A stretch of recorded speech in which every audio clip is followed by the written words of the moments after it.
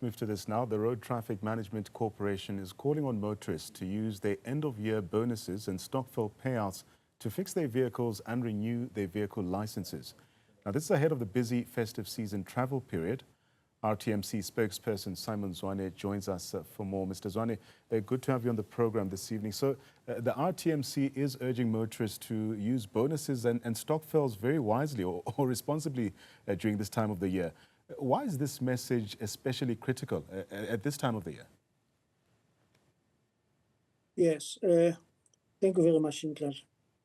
Because we understand at this time of the year, people do have some extra cash, so want to advise them to also prioritize fixing vehicles because they will be traveling long distance to visit family, to go on holidays and all. It's better then that you do that in a vehicle that you know is fit and proper to be on the roads. That will ensure that you avoid inconvenience that may happen when we're stopped by traffic officers.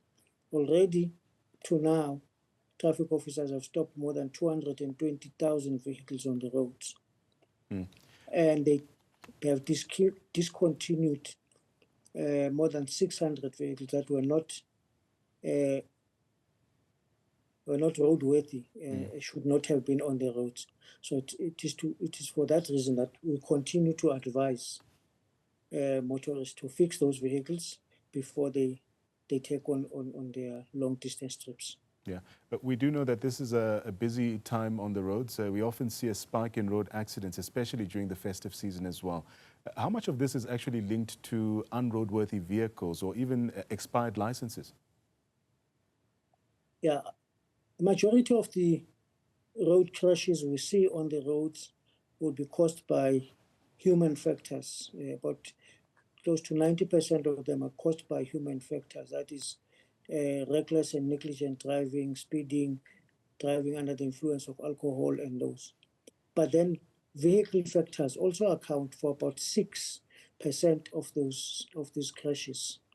Of that 6%, 65% is attributed to a tire burst before a crash happens. Then some of the crashes are attributable to faulty lights and smooth tires and those factors. So that is why we then must make sure that vehicles are fit and proper to be on the roads before people embark on those journeys. Mr. Zwane, many motorists say affordability is a barrier, especially to renewing their licenses or servicing vehicles as well. What is your response to those kind of concerns from motorists? Who say that it is expensive to keep their vehicles? I'm saying there's a general assessment, especially when having these kind of conversations around affordability, where motorists would say that they can't afford to get their license renewed. How do you respond to such concerns as well? But the country cannot afford the number of people that are dying on the roads. Families can also not afford to be burying people who die in conditions that are completely preventable. So that argument should not be entertained. It doesn't hold because the price that the country pays for these crashes is far too high for us to entertain such flippant excuses. Right.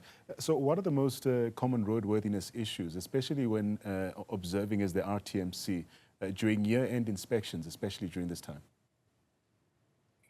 Yeah, what we see most is smooth tires.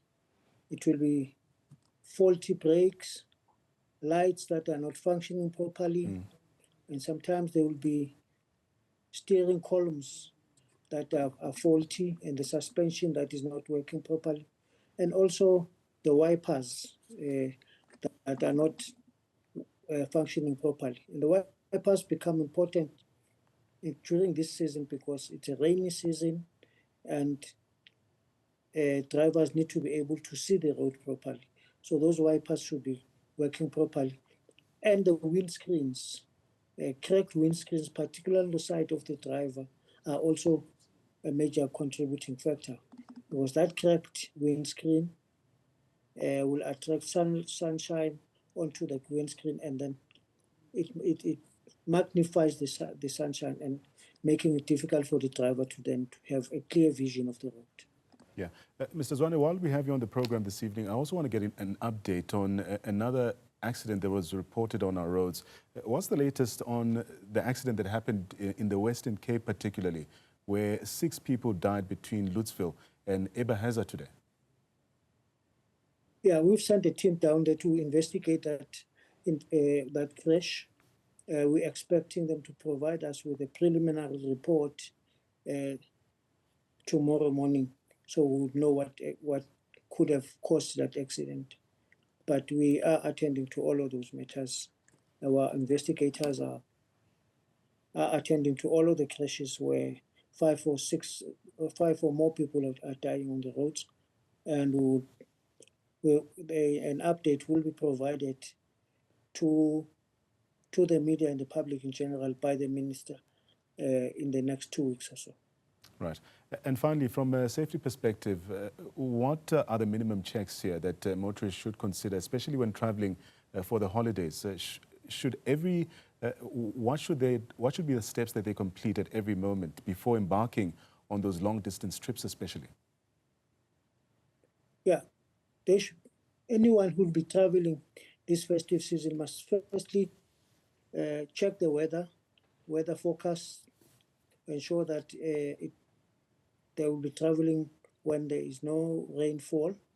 If it's predicted that in the evening of that day there will be rainfall, it's better than to plan the trip to ensure that you reach your destination before the storm hits.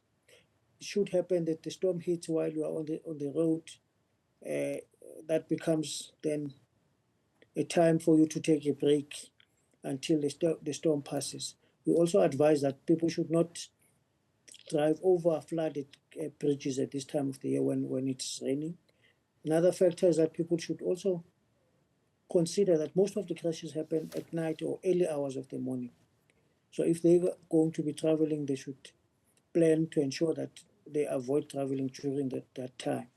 We have also identified certain hotspots, the routes that we consider to be high accident zones. So even those must be considered. If you're traveling to KZN, for instance, the entry around Warden to Harrismith, as well as after Pietermaritzburg, those roads should be approached with extreme caution. The N1 to Limpopo is also one such route, as well as the R37 in Limpopo and the R71. And then going into Mpumalanga would be the N4 around Bombela. It's an area that is also should be approached with great caution, as well as the R573, popularly known as Moloto Road. Traveling on that route should also be approached with extreme caution, particularly because of high pedestrians on those routes. And on Moloto Road, pedestrians are a priority for us this year, because statistics tell us that over 50% of road fatalities are due to collisions with pedestrians. So if we can all work together to reduce the number of pedestrians who are dying on the roads, we think we will be able to assist the country to reduce the number of these undesirable crashes and fatalities on the roads. Mr. Zwane, thank you so much for your time. That's Simon Zwane. He's a Chief Communications Officer at the RTMC. Really, his insights tonight remind us that road safety is not only a law enforcement issue, it's a personal responsibility as well. As South Africans receive bonuses and stockful payouts, also prioritizing license renewals and vehicle maintenance could be the difference between a safe journey and a preventable tragedy. Safe, smart and responsible driving tips long before we get on the road this festive season.